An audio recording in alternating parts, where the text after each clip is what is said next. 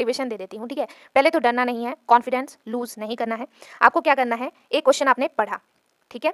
अब आपको क्या करना है कि इस क्वेश्चन को आपको 3 बार लिखनी है कॉपी में, ठीक है। लिख लिया आपने, एक बार तो आपको इतनी दिक्कत आएगी कि आपको लगेगा नहीं होगा मुझसे, मैं छोड़ देती हूँ या छोड़ देता हूँ, ऐसा नहीं करना है आपने, ठीक है। फिर दूसरे बार देखेंगे आप, थोड़ा सा आपको ईजी लगेगा, लेकिन कुछ कुछ पार्ट आप भूल जाएंगे, तो आप देखेंगे अपने नोट कॉपी से, ठीक है। तीसरे बार में आप लिख देंगे, लिटरली आप लिख दोगे, क्योंकि ये मैंने प्रैक्टिस खुद कर रखा है। पूरे होल ईयर में बच्चे क्या करते हैं, साइंस और मैथ्स के पीछे पड़े रहते हैं, लेकिन सबसे इग्नोरेंस वाला सब्जेक्ट जो बच्चे करते हैं वो है सोशल साइंस। अभी मैं ट्यूशन लेती हूँ ना, बच्चे यही करते हैं, ये वाला सब्जेक्ट पढ़ते ही नहीं है, और इसमें कम नंबर आ जाता है, जिससे आपका परसेंटेज लो हो जाता है। बट आपको ऐसा नहीं करना है, ठीक है। इसलिए मैं आपको कम टाइम में वही क्वेश्चन, सेलेक्टिव क्वेश्चन प्रोवाइड कर रही हूँ। हेलो एवरीवन, कैसे हैं आप सब। तो चलिए शुरू करते हैं क्लास 10th सामाजिक विज्ञान का नेक्स्ट पार्ट में हम लोग इंपॉर्टेंट प्रीवियस ईयर क्वेश्चन देखना, बिकॉज इसके पहले भी मैंने आपको काफ़ी सालों के और इंपॉर्टेंट प्रीवियस ईयर क्वेश्चंस आपको प्रोवाइड करके रखा है। अगर आपने नहीं देखा है तो अभी देखो, डिस्क्रिप्शन बॉक्स में लिंक है। साथ ही साथ मैं आपको बता देना चाहती हूँ कि डिस्क्रिप्शन बॉक्स में ऑल्सो मैथ्स का प्लेलिस्ट का लिंक, साइंस का भी आपको मिल जाएगा, बिकॉज हमारे पास सिर्फ दिसंबर और आज 10 तारीख हो गया, जनवरी का ही महीना बचा हुआ है, फरवरी में आपका एग्ज़ाम होने वाला है, तो जल्दी कीजिए, ठीक है। तो चलिए शुरू करते हैं आज का क्लास। तो देखिए, सबसे पहले आपको देखना है कि सबसे पहला क्वेश्चन है, कोष्टक में सही शब्द चुनकर रिक्त स्थान को भरिए, ठीक है। हमारे देश में आज़ादी के बाद डैश की स्थिति में कुछ सुधार हुआ है। आपके पास 2 ऑप्शन है, पुरुषों या महिलाओं, तो आंसर होगा महिलाओं। नेक्स्ट, कोष्टक में से सही शब्द, अगेन सही शब्द आपको चुनना है। विभिन्न धर्मों से निकले विचार, आदर्श और मूल्य डैश में एक भूमिका निभा सकते हैं। आपके पास अगेन 2 ऑप्शन है, राजनीति या संसद, तो आंसर होगा संसद, ठीक है। चलिए आगे चलते हैं। देखिए, ये सारे क्वेश्चन आपको जरूर से करने हैं, ठीक है, बिकॉज यही सारे क्वेश्चंस एज इट इज़ आपको पेपर में देखने को मिल जाएगा, बिकॉज मैं आपको वही सारे प्रोवाइड कर रही हूँ जो कि काफ़ी सालों के क्वेश्चंस में रिपीट होते हैं। और आपको पता है बोर्ड एग्जाम्स में एक पैटर्न होती है कि क्वेश्चंस रिपीट होते हैं, तो इसमें आप अगर प्रीवियस ईयर के कुछ क्वेश्चंस भी करके जाते हो तो आप इजीली कर सकते हो। तो चलिए वही मैं प्रोवाइड करने की कोशिश कर रही हूँ आप लोगों को। देखिए, नेक्स्ट है हमारे पास कि कोष्टक में से सही शब्द चुनकर रिक्त स्थान को भरना है। अगेन, भारत की विधायिका में महिलाओं का अनुपात बहुत ही डैश है। ऑप्शन है अगेन आपके पास अधिक या कम, तो करेक्ट आंसर होगा कम, ठीक है। नेक्स्ट है, चलिए आगे चलते हैं। नेक्स्ट हमारे पास है, सामाजिक विभाजन किस तरह से राजनीति को प्रभावित करते हैं। 2 उदाहरण दीजिए। तो पहला है, राजनीतिक दल सामाजिक विभाजन की बात करते हैं, विभिन्न समुदायों से अलग अलग वायदे करते हैं, विभिन्न समुदाय को उचित प्रतिनिधित्व देने का प्रयास करते हैं और विभिन्न समुदायों की उचित मांगों और जरूरतों को पूरा करने वाली नीतियां भी बनाते हैं। दूसरा, अधिकांश देशों में सामाजिक विभाजन मतदान को प्रभावित करता है। अच्छा, आगे अच्छी तरीके से आपको दिखे, ठीक है। ओके, अधिकांश देशों में, सेकंड पार्ट था ना, अधिकांश देशों में सामाजिक विभाजन मतदान को प्रभावित करता है। समुदाय के लोग आमतौर पर किसी एक दल को दूसरे के मुकाबले ज़्यादा पसंद करते हैं। कई देशों में ऐसे पार्टियां हैं जो सिर्फ एक ही समुदाय पर ध्यान देती है। ओके, सुन क्वेश्चन, श्रीलंका में सत्ता की साझेदारी की व्यवस्था के बारे में चर्चा कीजिए, अथवा भारत की संघीय शासन व्यवस्था की विशेषताओं की चर्चा कीजिए। तो सबसे पहले पार्ट का आंसर देखते हैं। श्रीलंका में सिंघली बहुसंख्यक है तथा तमिल अल्पसंख्यक है। श्रीलंका के सिंघली समुदाय ने अपनी बहुसंख्यक के बल पर शासन पर प्रभुत्व जमाने का प्रयास किया तथा कई ऐसे कदम उठाए जिनसे अल्पसंख्यक तमिल समुदायों को सत्ता में उचित साझेदारी नहीं मिली और उनके हितों को हानि हुई। इनमें से कुछ प्रमुख निम्नलिखित हैं, तो देख लेते हैं। श्रीलंका में सिंघली जो है समुदाय ज़्यादा तौर पर पाए जाते हैं, और जो हमारा तमिल है वो अल्पसंख्यक है। बहुसंख्यक मतलब ज़्यादा उसकी आबादी है सिंघली की, और आपका जो अल्पसंख्यक है वो तमिल है। इसलिए जो बहुसंख्यक होते हैं वो हमेशा क्या करते हैं, अल्पसंख्यक को दबाने की कोशिश करते हैं। तो पहला है, तमिल भाषा की अवहेलना करते हुए सिंघली भाषा को देश की एकमात्र राजभाषा घोषित किया गया। दूसरा, विश्वविद्यालयों तथा सरकारी नौकरियों में सिंघलियों को प्राथमिकता दी गई। तीसरा, बौद्ध धर्म को सरकारी संरक्षण दिया गया। उपयुक्त असंतुलित सत्ता विभाजन के परिणाम स्वरूप श्रीलंका के तमिल समुदाय में तनाव फैला और दोनों समुदाय के बीच संबंध बिगड़ते चले गए। अब अथवा का जो क्वेश्चन था उसका आंसर देख लेते हैं। संघीय शासन व्यवस्था की प्रमुख विशेषताएं निम्नलिखित हैं। पहला, सरकार के 2 या अधिक स्तर। संघीय शासन व्यवस्था में सर्वोच्च सत्ता केंद्रीय पदाधिकार और उसकी विभिन्न आनुषंगिक इकाइयों के बीच बढ़ जाती है। आमतौर पर संघीय व्यवस्था में 2 स्तर पर सरकारें होती है। इसमें एक सरकार पूरे देश के लिए होती है तथा दूसरी सरकार राज्य या प्रांत स्तर की होती है। चलिए दूसरा पार्ट देखते हैं।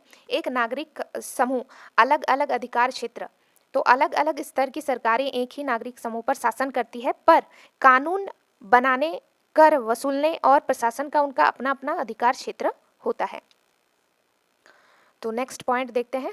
तो नेक्स्ट पॉइंट है संविधान की सर्वोच्चता। संविधान में सरकार के विभिन्न स्तरों के अधिकार क्षेत्र स्पष्ट रूप से वर्णित होते हैं, इसलिए सरकार के प्रत्येक स्तर का अस्तित्व तथा प्राधिकार संवैधानिक रूप से सुरक्षित होते हैं।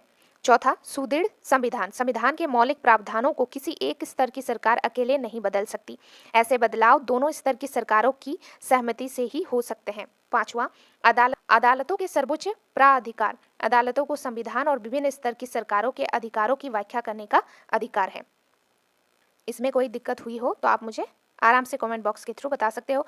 विभिन्न स्तर की सरकारों के बीच अधिकार के विवाद की स्थिति में अवैध न्यायालय निर्णायक की भूमिका निभाता है। ठीक है, नेक्स्ट हमारे पास है उद्देश्य, दोहरे उद्देश्य। संघीय शासन व्यवस्था के दोहरे उद्देश्य देश की एकता की सुरक्षा करना और उसे बढ़ावा देना, इसके साथ ही क्षेत्रीय विविधताओं का पूरा सम्मान करना।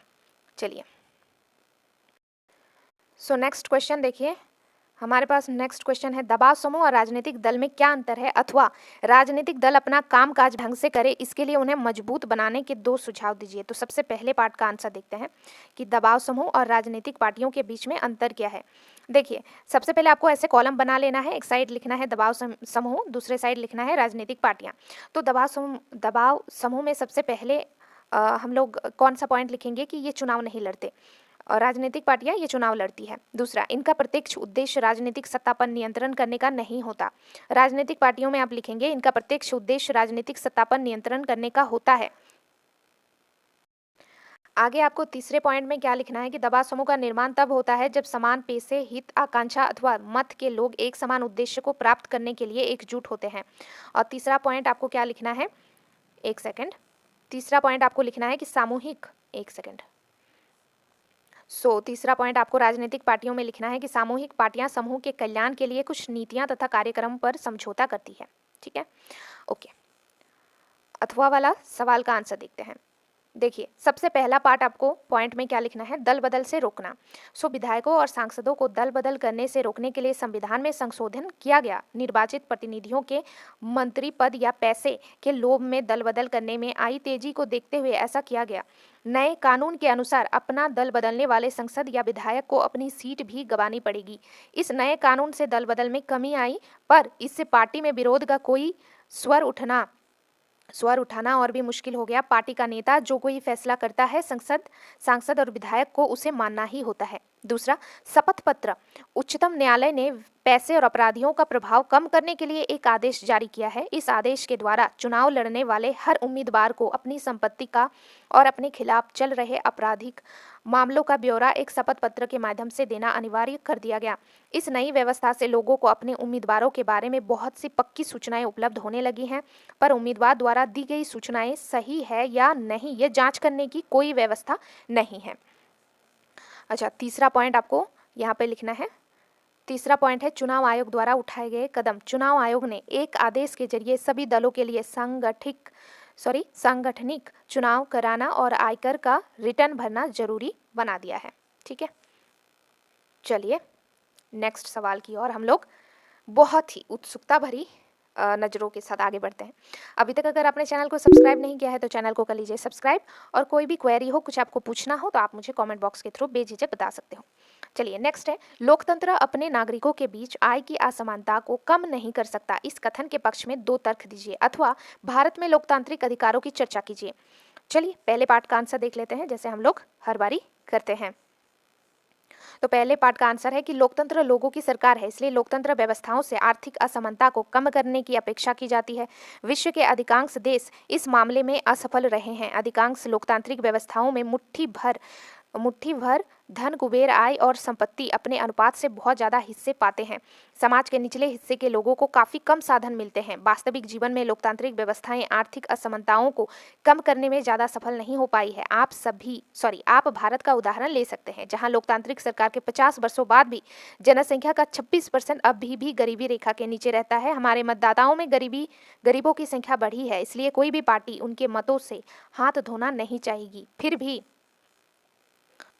लोकतांत्रिक ढंग से निर्वाचित सरकारें गरीबी के सवाल पर उतना ध्यान देने को तत्पर नहीं जान पड़ती जितनी कि आप उनसे उम्मीद करते हैं। कुछ अन्य देशों में हालत इससे भी ज़्यादा खराब है। बांग्लादेश में आधी से ज़्यादा आबादी गरीबों में जीवन गुजारती है। अथवा वाला सवाल का आंसर देखते हैं। देखिए, भारत में सुदृढ़ लोकतंत्र के निर्माण के लिए अनेक लोकतांत्रिक अधिकार प्रदान किया जाना आवश्यक है। पहला, मौलिक अधिकार। लोकतंत्र में अपने नागरिकों को कुछ मौलिक अधिकार, किसी भी धर्म को मानने का अधिकार, कोई भी कार्य करने का अधिकार दिया जाए तो वो अच्छा जीवन व्यतीत कर सकते हैं। इससे निर्णय लेने की प्रक्रिया, उनकी भागीदारी पर भी असर पड़ेगा। इससे लोकतांत्रिक सुदृढ़ होगा। सो नेक्स्ट पॉइंट, शिक्षित जनता।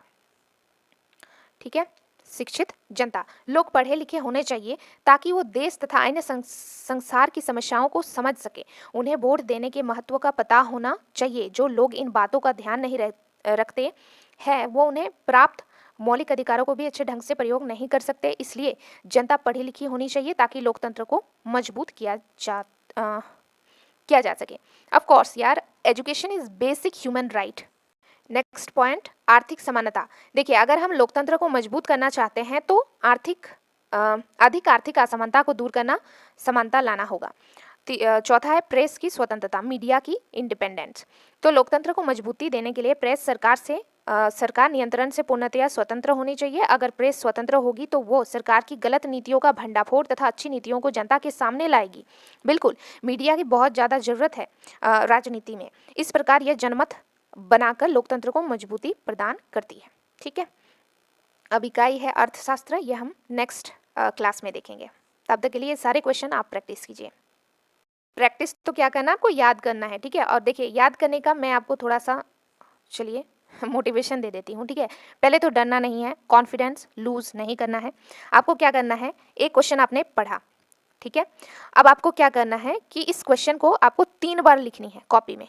ठीक है, लिख लिया आपने, एक बार तो आपको इतनी दिक्कत आएगी कि आपको लगेगा नहीं होगा मुझसे, मैं छोड़ देती हूँ या छोड़ देता हूँ। ऐसा नहीं करना है आपने। ठीक है, फिर दूसरे बार देखेंगे आप, थोड़ा सा आपको इजी लगेगा, लेकिन कुछ कुछ पार्ट आप भूल जाएंगे, तो आप देखेंगे अपने नोट कॉपी से। ठीक है, तीसरे बार में आप लिख देंगे, लिटरली आप लिख दोगे, क्योंकि ये मैंने प्रैक्टिस खुद कर रखा है, तो ही मैं आपको सजेस्ट कर पा रही हूँ। अब होता क्या है, जब आप दूसरे दिन, और एटलीस्ट आपको अब एग्जाम का वक्त बिल्कुल सामने आ चुका है, तो आपको डेली सोशल साइंस के एटलीस्ट 10 क्वेश्चन तो याद करने ही करने हैं। अगर आपको सच में 90 मार्क्स चाहिए, 90% इस पर्टिकुलर सब्जेक्ट में, तो मुझे पता है पूरे होल ईयर में बच्चे क्या करते हैं, साइंस और मैथ्स के पीछे पड़े रहते हैं, लेकिन सबसे इग्नोरेंस वाला सब्जेक्ट जो बच्चे करते हैं वो है सोशल साइंस। अभी मैं ट्यूशन लेती हूँ ना, बच्चे यही करते हैं, ये वाला सब्जेक्ट पढ़ते ही नहीं है, और इसमें कम नंबर आ जाता है, जिससे आपका परसेंटेज लो हो जाता है। बट आपको ऐसा नहीं करना है। ठीक है, इसलिए मैं आपको कम टाइम में वही क्वेश्चन, सेलेक्टिव क्वेश्चन प्रोवाइड कर रही हूँ, जिससे कि आपको हेल्प मिले। ठीक है।